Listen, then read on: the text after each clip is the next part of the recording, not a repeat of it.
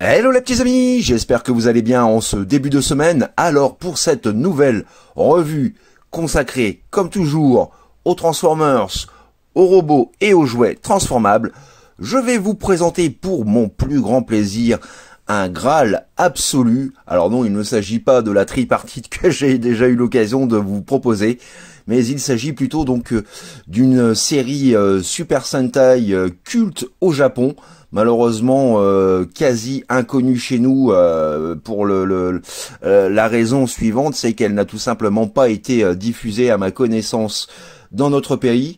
Donc il s'agit de la série Battle Fever G, et plus précisément du Battle Shark et du robot qui l'accompagne, le Battle Fever Robot. Série donc plus communément appelée donc au Japon Batoru Fiba J. Une série diffusée en 1979, et oui, un jouet et une série donc qui fêtent cette année leurs 41 ans, voilà, et qui était coproduite donc à la fois par la Toei et Marvel, qui après le carton de la série japonaise Spider-Man, alors pas le Spider-Man tel qu'on le connaît, c'est-à-dire le personnage américain sous les traits de Peter Parker, mais là un Spider-Man japonais qui avait donc la particularité de pouvoir se transformer un petit peu à la Super Sentai grâce à une montre, voilà. Et donc cette série Batoru Fiba J donc devient plus ou moins la marque de fabrique Sentai en introduisant donc le fameux robot géant et le transporteur. Voilà, une série longtemps considérée comme étant la première série Super Sentai, mais son statut donc a été révoqué en 1995 quand la série Oranger a fêté donc les 20 ans du Super Sentai en incluant cette fois-ci les séries Goranger et Jack. Voilà ce qui a changé la donne pour notre série Battle Fever G. Mais trêve de blabla, je ferai un petit topo juste après, donc pendant la présentation du Battle Shark, donc de l'histoire un petit peu et de la team. Donc voilà, sans plus tarder, je prends tout de suite la parole. Les deux zouaves, Mini-Moi et Mini-Moi, vous retrouveront comme à l'accoutumée en fin de revue. Allez, à tout de suite les petits amis. Un jouet de 41 ans. Waouh, mais c'est qui date le petit père? Ah oui, de tous les jouets que j'ai, c'est probablement le plus ancien de tous. Waouh, ça annonce du lourd. Ah ouais, surtout que vraiment, il envoie du pâté pour son âge. Ouais mec, mais t'as pas oublié quelques remerciements? Si, tout à fait, tu fais bien de me le rappeler, Mini-Moi. Je remercie bien évidemment donc ma compagne qui m'a permis en quelque sorte donc de pouvoir constituer ce Battle Shark à, on va dire, à peu près 97%, ne me manque quasiment plus rien du tout, c'est vraiment infime. Et merci également donc aux personnes qui se reconnaîtront si ils et elles regardent cette vidéo, qui m'ont permis non seulement de faire l'acquisition de cette splendeur, mais aussi de me permettre de pouvoir le restaurer complètement. Voilà, donc écoutez, je crois que c'est parti, on a tout dit. Ouais, on a tout dit. Sinon tu veux pas ouvrir ton cockpit? Non, on verra peut-être ça tout à l'heure. Bon bah, on y va alors. Ouais. Bon bah écoute les mecs, bonne revue, bonne découverte. Et puis, à tout à l'heure. Allez, tchuss. Et voici tout de suite un petit 360 de cette merveille absolue, donc fabriqué par Poppy, le géant et mythique Poppy, en 1979. Et vous verrez que pour un jouet de 41 ans, il tient plutôt la méga forme. Donc le voilà, le Battle Shark, ou plutôt le Batoru Chaku. Voilà, vaisseau aspiré à la fois d'une sorte de vaisseau marin, mais aussi et surtout de sous-marin futuriste, donc qui transporte notre Battle Fever robot. Voilà un petit peu, vous pouvez constater, les autocollants sont tous là. On y retrouve, voilà, quelques petits drapeaux correspondant donc aux personnalités, en tout cas, non pas aux nationalités, mais au pays d'où viennent les personnages, ou en tout cas d'où ils ont été entraînés. Et puis que dire d'autre, voilà, c'est vraiment une petite merveille que j'ai vraiment hâte de vous proposer là tout de suite maintenant. Alors avant de nous esbobir ensemble donc sur cette magnifique pièce, donc petit récapitulatif succinct de cette série, donc qui regroupe 5 jeunes, à savoir le tout premier donc le leader de la bande, Den Masao, aka Battle Japan, d'où la correspondance des petits drapeaux qui se trouvent voilà juste ici sur les côtés. Nous y retrouvons également donc 1, 2, 3, 4, je vais y arriver. Chiraichi Kensaku, aka le Battle Cossack 1, formé en URSS avant d'être remplacé à partir de l'épisode 33 par Jin Makoto, aka donc le Battle Cossack 2, bien évidemment, venu rejoindre l'équipe donc pour venger son prédécesseur et ami, donc le Battle Cossack 1. On y retrouve également Shida Kyosuke, le Battle France, entraîné en France. Nous y retrouvons également, et là c'est mon petit chouchou, Akebono Shiro, le Battle Kenya, qui n'est autre que le grand Kenji Oba Sensei.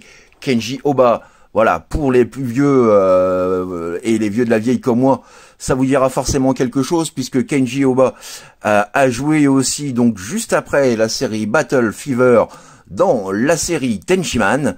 Denjiman, donc j'ai eu l'occasion, il me semble, hein, si je ne dis pas de bêtises, de vous en faire la revue, ou en tout cas un unboxing, et si ce n'est pas le cas, si je n'ai pas fait la revue, bien entendu, je n'y manquerai pas. Et puis on le retrouve quelques années après, donc là, dans la mythique série Super Sentai Metal Heroes, XOR, aka Space Sheriff Gavan. On le retrouvera aussi plus tard, donc, dans des films comme Battle Royale, et puis donc le film de Tarantino, Kill Bill. Voilà un petit peu donc pour la petite anecdote sur ce personnage vraiment culte que j'adore. Voilà, un homme absolument formidable. On revient donc avec les membres de l'équipe. Nous avons également Diane Marine, qui est la Miss America, une agent du FBI, donc qui est là jusqu'à l'épisode 24, avant d'être remplacée elle aussi, donc par Nagisa Maria, qui devient Miss America 2. Voilà, la première donc avait été blessée par Dracula et avait décidé donc de retourner par la suite dans son pays et de quitter la team. Voilà, donc tous les 5 chargés de repousser la société secrète Egos, dirigée par Satan Ekotsu. Voilà, donc après ce petit aparté, il est temps à présent donc de faire connaissance avec ce Battle Charuku. Que dire, voilà, de toute beauté. Alors pas de diecast sur le vaisseau, hormis donc les petites chaînes qui se trouvent ici et les ancres. Tout le reste c'est du plastique, mais comme vous pouvez le constater, du plastique robuste, solide, qui, petite chose à noter, n'est pas jauni, contrairement à de nombreuses versions. Alors en termes d'accessoires, donc je vous les montre tout de suite, les accessoires en tout cas qui vont avec le Battle Shark, parce qu'ils sont nombreux, pardon. Donc nous avons 2 gros missiles comme cela. Nous avons également une tripotée. Alors, je vais les mettre là. Hop, une tripotée de petits missiles qui vont à la fois donc pour le Battle Charuku et pour le Battle Robot.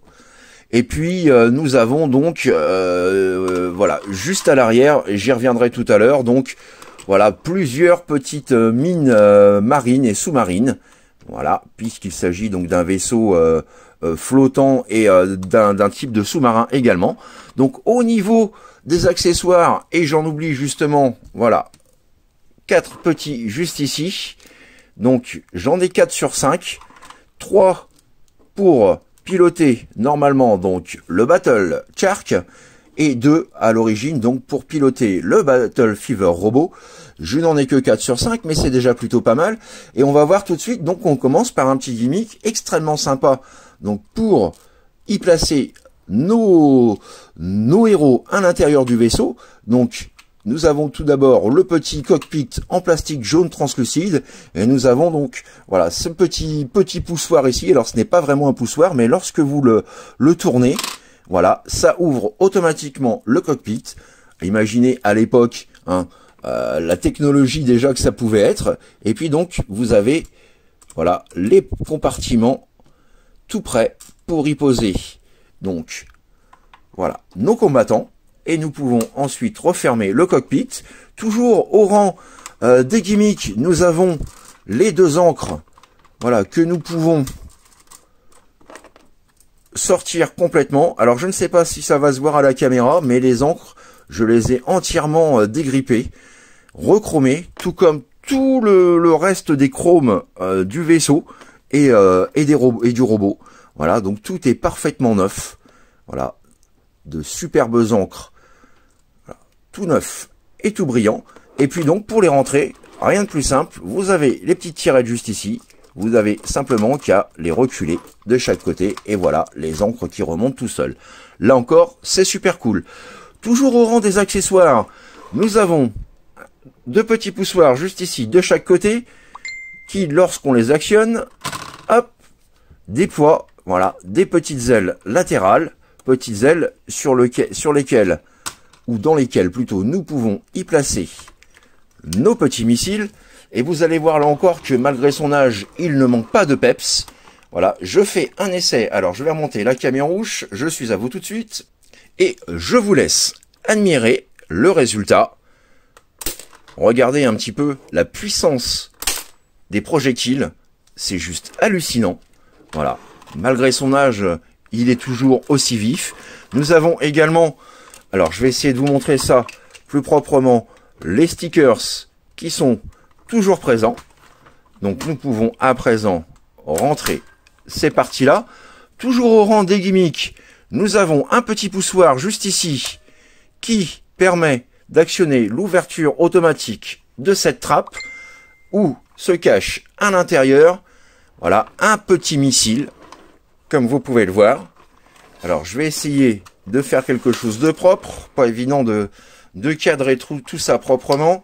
Voilà, et donc nous avons ici le poussoir d'éjection. Je mets ma main devant parce que là encore, c'est plutôt vif. Et voilà, le petit missile s'éjecte. Missile, lui aussi, voilà, en parfait état. Tout beau, tout chromé. Alors, pas évident de faire une mise au point sur quelque chose d'aussi petit, hein, mais vous pouvez voir un petit peu, le voir reluire. Donc voilà, là, j'ai aussi la chance d'avoir ce petit missile, cette petite roquette. Ça, c'est super cool. On la remet en place. On referme le tout proprement. Et voilà. Nous avons toujours dans les gimmicks, alors là c'est tout simple, mais vous avez cette partie-là que vous pouvez lever et fixer. Partie que j'ai là encore entièrement rechromée. Voilà, avec les petites antennes, pas de casse, rien, c'est juste superbe. Et nous avons donc à l'arrière, voilà, les petites mines marines et sous-marines. Voilà, qui fonctionnent. Alors je vais vous montrer dans l'autre sens, histoire de ne pas en perdre. Alors il y en a 4 de chaque côté et 2 d'avance. Donc, vous avez simplement le petit poussoir ici à reculer. Alors, je vais essayer, là encore, de faire une mise au point. Donc, vous pouvez voir que lorsqu'on recule le petit poussoir juste ici, cette petite targette, alors, est-ce que ça va marcher? Voilà. Vous avez donc la petite mine qui s'engage et ensuite vous relâchez, voilà, pour l'éjecter, tout simplement. C'est juste topissime. Et là encore, hein, comme vous pouvez le remarquer, j'ai entièrement rechromé une à une. Donc voilà, toutes les 10 petites bombes. Voilà. Toutes propres, toutes neuves. Toujours au rang des petits gimmicks, vous avez le petit poussoir rouge juste ici qui permet d'actionner, voilà, les 2 gros lance-roquettes arrière, dont voici les projectiles. On les enclenche. Alors celle-ci malheureusement n'a plus la petite patte de fixation, donc je peux simplement la positionner ainsi. Et puis vous allez voir que là encore, hein, vous avez donc le poussoir d'éjection qui se trouve juste ici. Et vous allez voir que là encore, hein, pour un jouet de 41 ans, voilà, que dire de plus, c'est juste nickel. Yeah! Et revoici donc notre Battle Jakku, voilà, prêt à aller se friter contre les vilains pas beaux de la société secrète Egos. C'est Jeep à la classe. Et donc nous allons voir à présent donc un autre, et peut-être même donc le dernier gimmick de ce vaisseau. Je vous ai dit que ce vaisseau était donc un transporteur de robots. Celui-ci, en toute logique, nous transporte le fameux Battle Fever robot. Alors pour cela, vous avez cette fois-ci un poussoir juste ici en acier. Vous appuyez dessus. Alors, je vais remonter ça. Hop. Et puis, donc, vous avez le vaisseau qui se sépare en deux, comme ceci. Et vous avez donc, à nouveau, un poussoir qui se trouve juste ici à l'arrière et qui nous permet donc de pouvoir éjecter notre Battle Fever robot. Et voilà. Absolument formidable. J'adore. Hein, c'est plein de poussoirs, de gadgets, de gimmicks, de trucs. Alors, on peut voir qu'il possède aussi, donc, voilà, avec des roues en acier, donc, sa base de façon à pouvoir le poser dessus. Ça, c'est du tout bon. Et puis donc, nous allons pouvoir passer à la deuxième partie de cette revue, hein, qui est donc la présentation du Battle Fever robot. Alors tout d'abord, nous allons venir le déclipser avec délicatesse, parce que les mâchoires le maintiennent vraiment extrêmement bien. Voilà, on déclipse au niveau de la taille. On met en place ces petites chaînes. Et voici donc notre magnifique... Alors, je vais faire un zoom et une mise au point. Voici notre splendide Battle Fever robot. Oh. Et voici donc à présent un petit 360 de notre Battle Fever robot. Que dire? Absolument sensationnel. Nous retrouvons bien la marque et l'esprit Poppy, avec un corps en grande partie métallique, avec quelques ajouts de pièces en plastique. C'est beau, c'est robuste. Regardez, pour un jouet de 41 ans, j'insiste encore une fois de plus, hein, mais voilà, pour un jouet de cet âge-là, il est absolument bien conservé. Nous avons même encore au dos de la ceinture, donc la petite étiquette argentée indiquée Poppy et Toei, puisque oui, c'était une série de la Toei, ça n'étonnera personne. Le voici, hein, dans toute sa splendeur, absolument majestueux. Petit zoom à présent sur son visage atypique, rien à dire, hein, c'est vraiment le visage de notre Battle Fever robot. Alors malheureusement, avec le fond du décor, le visage ne ressort pas très bien, donc voilà, je vais mettre ma mimine derrière, hein, pour que vous puissiez apprécier au mieux, voilà, ce petit visage. Et ce guerrier, hein, comme c'est souvent le cas avec les robots de cette époque-là, et des séries Super Sentai aussi, voilà. En général, pas toutes, mais de manière générale, on retrouve donc cet esprit guerrier samouraï, voilà. Avec, là encore, donc, les cornes, hein, que j'ai entièrement rechromées, voilà. Elles sont toutes neuves, brillantes, éclatantes. Que dire de plus? On va pouvoir faire un petit tour, si vous le souhaitez, avant de passer aux gimmicks et aux accessoires qui sont là encore extrêmement nombreux. Nous allons faire un point sur les articulations. Alors tout d'abord, vous avez les petites épaulettes que vous pouvez remonter comme ceci.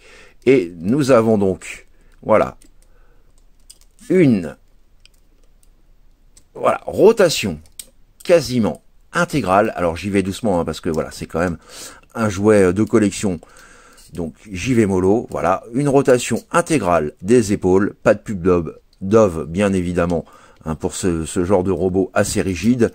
Nous avons les jambes que nous pouvons avancer, voilà, et bouger d'avant en arrière. Une petite, voilà, rotation du genou, pas grand chose, mais ça fait son taf. Et croyez-moi, en main, ça fait quand même son poids, malgré sa petite taille. Voilà, on a vraiment la présence de métal, de die-cast vraiment super robuste. Ça, c'est vraiment plaisant. Et puis donc, on va pouvoir faire le tour aussi des accessoires fournis avec le robot. Donc, je reviens à nouveau. Donc, alors, je vais pas tous les sortir, hein, je vais vous les montrer comme ça. Les petits missiles qui vont avec. Nous avons 2 points supplémentaires, comme c'était aussi souvent le cas pour ce type de robot.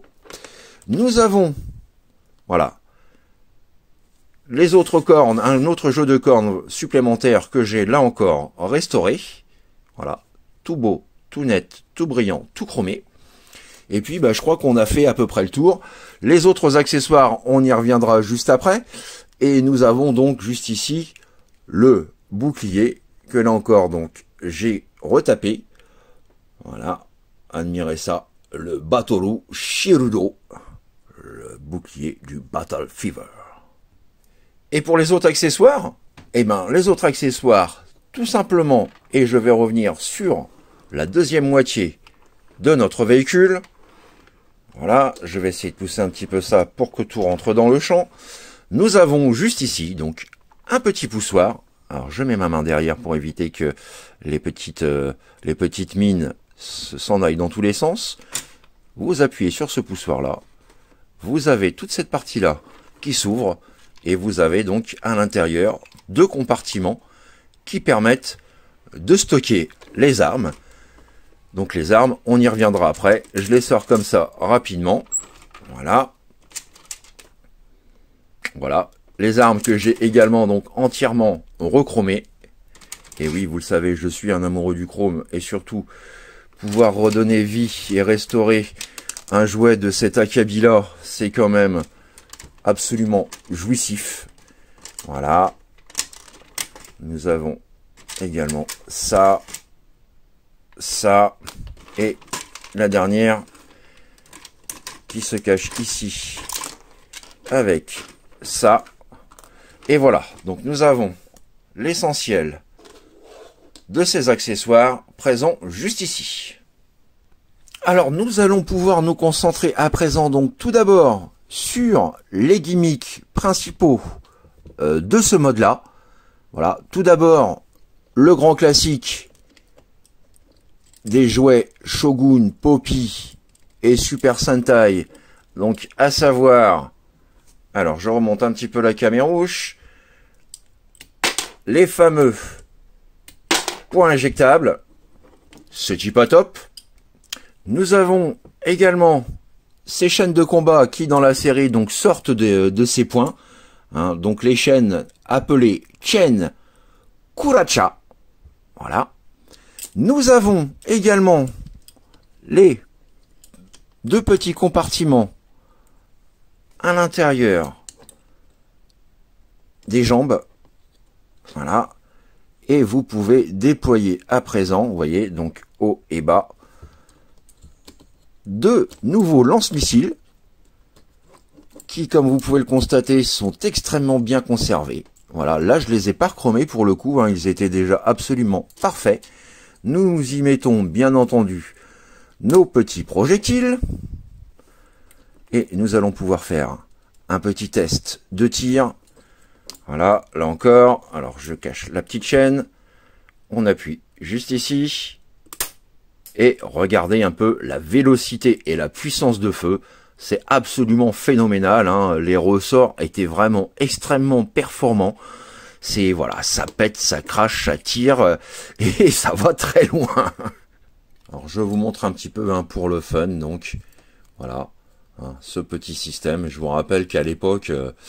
en 79, hein, c'était voilà, c'était quand même quelque chose. Hein, on sortait plus ou moins des gros jumbo Goldorak et Shogun tout plastique. Alors bien sûr, on avait eu le petit Poppy Goldorak, hein, mais voilà, ces jouets ont et continuent encore aujourd'hui, donc ont contribué et contribuent aux robots transformables, à l'évolution également de ces derniers.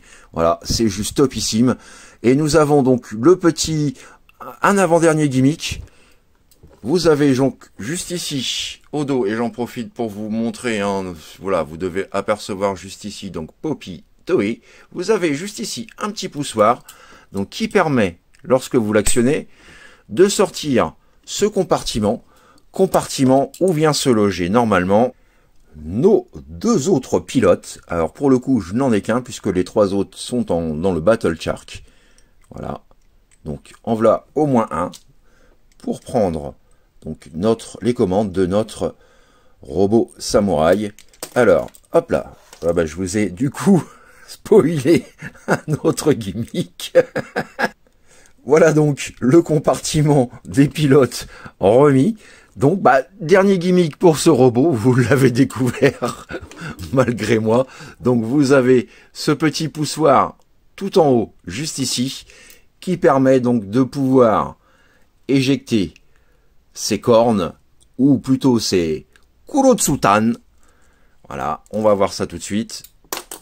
Et voilà, son attaque de la muerte opérationnelle elle aussi. Et maintenant donc, on peut passer en toute sérénité donc aux accessoires. Alors tout d'abord, et là encore donc ça va flasher un petit peu. Voilà, j'essaye de faire une petite mise au point. Nous avons donc ces 2 points américains, ou plutôt Nakuru Pancha, voilà, que j'ai donc entièrement rechromé, donc qui se fixe bien évidemment sur les points. Alors je fais ça off caméra, et voilà le résultat, absolument magnifique. Et croyez-moi, mieux vaut éviter de se prendre un pain dans la tronche ou dans les dents. Je peux pas ne pas boire le bord par bien comme ça. Donc voilà un petit peu hein, pour donc les Nakuru Pancha. Et si vous voulez aller pousser le vis plus loin, vous pouvez également, hop, alors je vais refaire ça proprement. Vous pouvez donc également éjecter ces points, ces mimines dans la tronche des vilains pas beaux. Toujours au rang des accessoires, donc nous retrouvons sa hache. Alors petite mise au point, Monsieur Focus, sur laquelle j'ai là encore effectué, voilà, un chrome intégral. Donc sa petite hache, voilà, aka donc la Fiba Akutsu. Et hop, nous pouvons la placer dans sa mimine. Voilà, et le voilà prêt à couper des têtes ou à couper du bois pour l'hiver. Nous avons aussi donc sa petite lance ou Sutiku Ataka, voilà, que nous pouvons donc placer dans sa mimine, comme ceci. Hop, je vais baisser un petit peu pour que ça puisse rentrer dans le cadre. Voilà. Et si vous lui rajoutez donc cette partie-là, qui elle aussi a été entièrement rechromée, hein, regardez un peu cet éclat magnifique. Voilà, vous la placez à l'extrémité, comme ceci. Et voilà, sa simple lance devient un trident, le Ataku Ransa.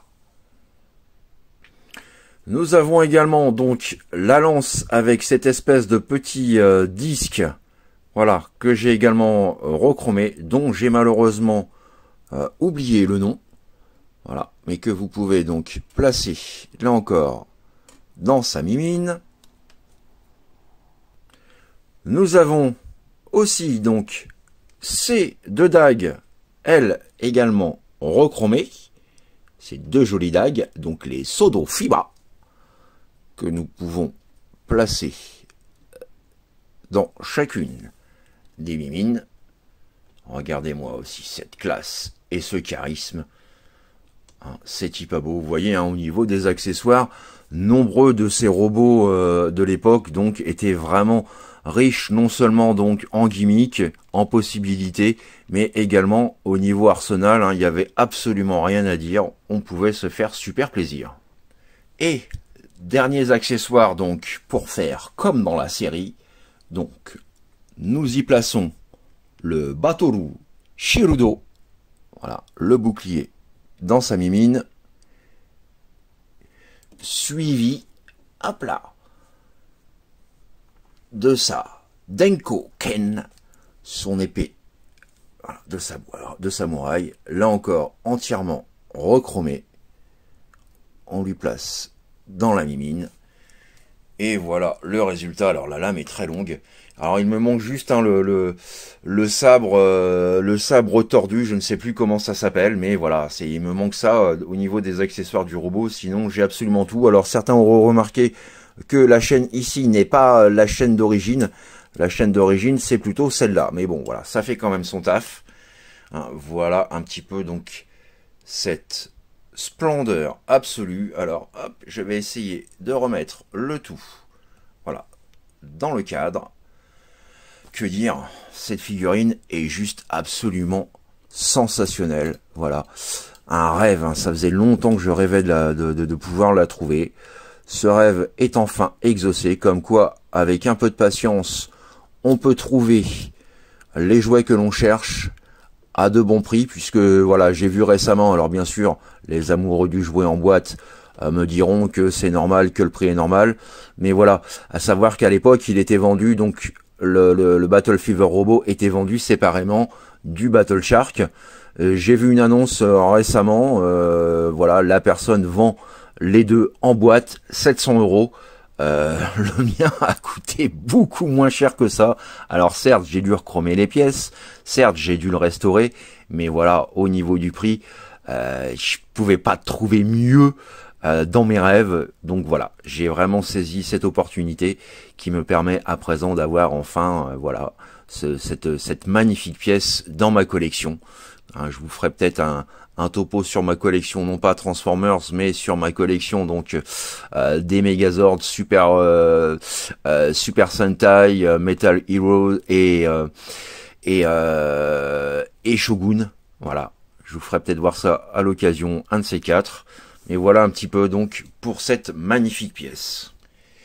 Et pour conclure, donc petite photo de famille donc de 3 voilà personnages cultissimes interprétés par mon acteur fétiche, donc le grand Kenji Oba Sensei. Donc tout d'abord le Battle Fever Robot de la série Battle Fever G, suivi donc de la deuxième série qu'il a enchaîné juste après, le Denji Robot de la série Denjiman, et puis pour terminer donc Xor aka Space Sheriff Gavan ou Uchu Keiji Gavan. Voilà, 3 précieux, 3 différentes séries, bien que ces deux-là soient quand même assez proches l'une de l'autre, avec mon acteur fétiche. Voilà, c'est pour moi le summum, le top absolu que je rêvais de posséder un jour. Alors la figurine Xor, je l'ai depuis très très longtemps. Je l'avais préco au Japon à sa sortie, et maintenant donc un autre rêve se réalise. Et voilà, les 3 mythiques séries dans lesquelles notre Oba Kenji Sensei a joué. Voilà les petits amis, c'est ainsi donc que s'achève cette revue du jour consacrée à ce magnifique Battle Fever Robot issu de la série Battle Fever G, ou à la française, ou du moins façon US, Battle Fever G. Voilà, donc notre Battle Fever Robot et le voilà Battle Shark qui pour le coup donc je l'ai voilà séparé en 2 parties. J'espère que cette revue vous a plu autant que j'ai pris un plaisir immense, vous l'imaginez bien, à vous présenter donc cette formidable pièce. Il y a tellement tellement de mots voilà qu'on pourrait lui donner. Donc voilà, sublime, magnifique, splendide, tuerie, voilà, méga tuerie de la mort qui tue. Voilà, les synonymes sont nombreux. J'espère donc que cette revue vous a plu, vous a permis pour les uns donc de découvrir ou de redécouvrir en tout cas voilà ce jouet absolument cultissime. Qui, comme je le répète, a contribué vraiment donc à l'histoire et à l'évolution des robots et des séries Super Sentai. J'espère que voilà les plus jeunes aussi auront apprécié cette revue, même si ce n'est pas du Transformers. Voilà, c'est pour moi aussi important donc de vous faire ces petites leçons entre guillemets d'histoire, pour vous montrer également que voilà à l'époque les choses aussi étaient vraiment très belles. Je vous rappelle, ce jouet a quand même 41 ans, c'est pas rien, c'est probablement l'un de mes plus vieux jouets dans ce type de figurine. Alors j'en ai d'autres également, mais voilà, cette pièce-là est vraiment particulièrement succulente pour moi. Voilà, n'hésitez pas comme toujours donc à laisser vos avis, vos impressions, vos commentaires et vos suggestions. D'avance, merci pour vos petits pouces bleus, si vous voulez voilà vous donner la peine d'en laisser et de me dire par la même occasion donc que vous avez apprécié, c'est aussi voilà pour moi une petite récompense.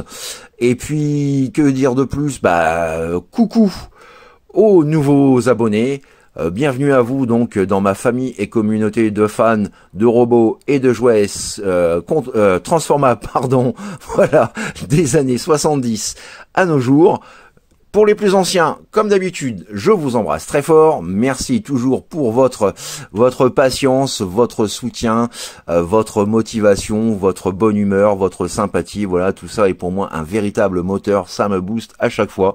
Je vous l'avoue, pris un plaisir vraiment immense à vous proposer donc voilà cette formidable pièce que j'ai pris, vraiment bonheur également, un bonheur pas possible à restaurer, à remettre en état, à retaper, à recromer pour le résultat que vous voyez aujourd'hui. Voilà, je vous retiens pas plus, j'ai déjà pris à peu près 35 bonnes minutes de votre temps. Je sais pas si vous regarderez la vidéo en entier, si vous après ou si vous la regarderez en accéléré, mais en tout cas voilà, quoi qu'il en soit, j'espère que ça vous plaira. Donc que vous dire de plus, on se retrouve lundi pour un nouvel unboxing, normalement si tout va bien, de la mort qui tue, voilà, qui annonce là encore du lourd, du très très lourd, du très très très très lourd. Et puis d'ici là, je vous souhaite de passer un excellent week-end, amusez-vous bien, reposez-vous bien, faites bien la fête pour celles et ceux qui vont s'amuser. Pensez également à sortir couvert. Et sachez que, quoi qu'il en soit, faites ce que vous avez à faire dans l'amour, dans la joie et dans la bonne humeur. Allez, plein de bisous les petits amis. Bye bye, tchuss. Waouh, quand même, ça c'est une figurine qui vous a de la gueule.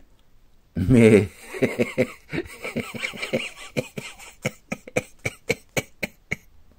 Mais... Qu'est-ce que t'as fait à tes cheveux?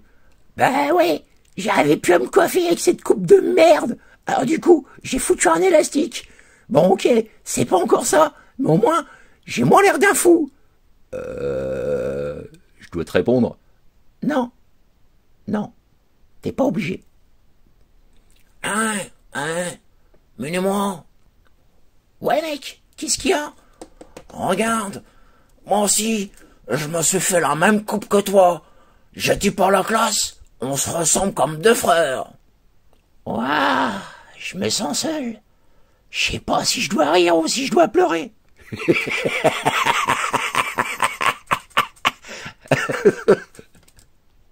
Ouais, toi en tout cas ça te fait marrer. Trop du gars. Moi quoi, le premier ma coupe mini-moi. I would have waited an eternity for this. It's over, Prime.